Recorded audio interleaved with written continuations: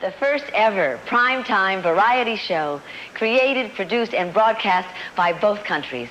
And none of this would have been possible without the efforts of one great Soviet citizen and one great American.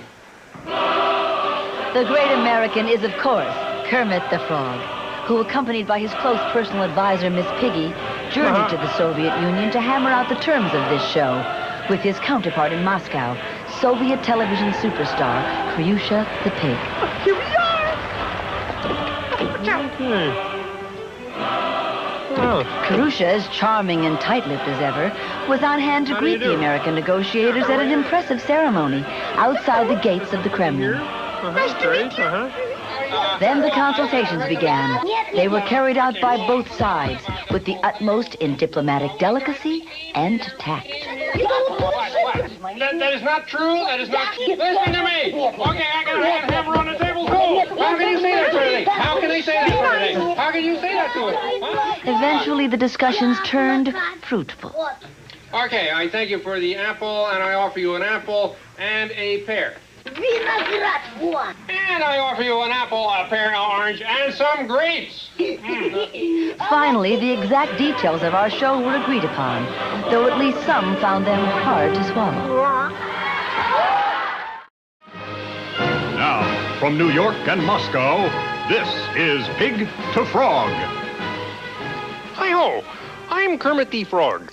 Welcome to what we think will be an extraordinary evening during which a distinguished panel of Americans and an equally distinguished panel of Soviets will participate in an open and frank discussion of our differences.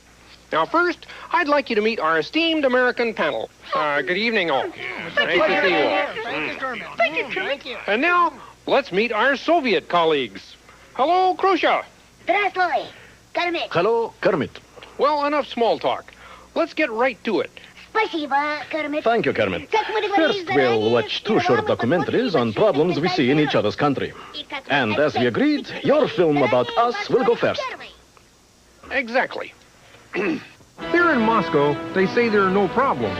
But try telling that to the heartbroken Soviet citizen whose all too familiar plight is the subject of our story. Just 5 short years ago, believe it or not, this sorry-looking elephant had a great job as a typist and a wonderful love affair going with a beautiful and graceful ballerina. But then, while on a world tour, the ballerina defected to the West. When he applied for permission to join her, his request to leave the country was denied on the grounds he might reveal top-secret information about Soviet typewriter technology. Then, without warning, he was fired from his job on the pretext he broke too many typewriters. This charge he adamantly denies. Well, maybe he broke one or two. Now, disappointed but still determined, he ekes out a living typing manuscripts for dissident elephant authors and dreams of joining his love before she marries someone else. Kryusha, I hope your people were allowed to see all of that. Of course they saw it. Now, please, roll our film about you. This is America, so-called land of opportunity. But here on Park Avenue in New York City, only the rich can afford to live. Despite our most diligent efforts, we were unable to find even one bear living in a building on this street. That's right, not one bear. In fact, in this self-styled land of the free, we were attacked by the security police. Are they embarrassed about something they don't want the world to know about?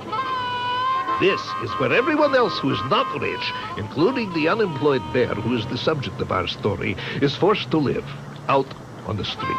Basically, I've been unemployed all my life. I had one job a little over a year ago working on Wall Street, and I was real excited about the opportunity. Yes, indeed. Oh, yeah, over there. That's a picture of me going to work on my first day. I'm the one in the red tie. I worked for a prestigious investment banking firm on the floor of the exchange. It was a hard job, but it was a job.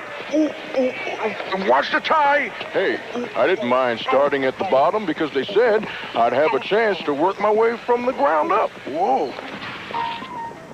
But our bear's good fortune was short-lived. His bosses, typical capitalist plutocrats, seen here arriving at work, suffered a sudden and unexpected financial setback.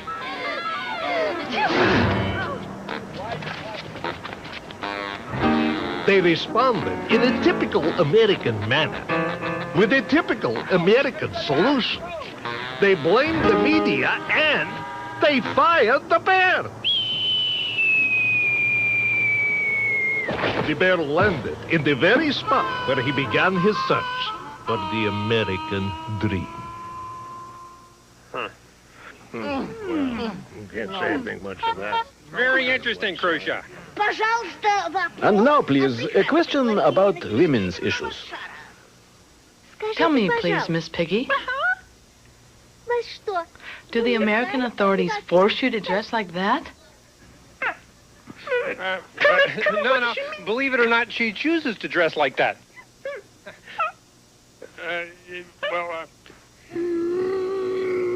Excuse me. Well, I think that's actually all the time we have. How dare you? Hit the theme. Goodbye, Khrushchev. From New York and Moscow, this was Pig to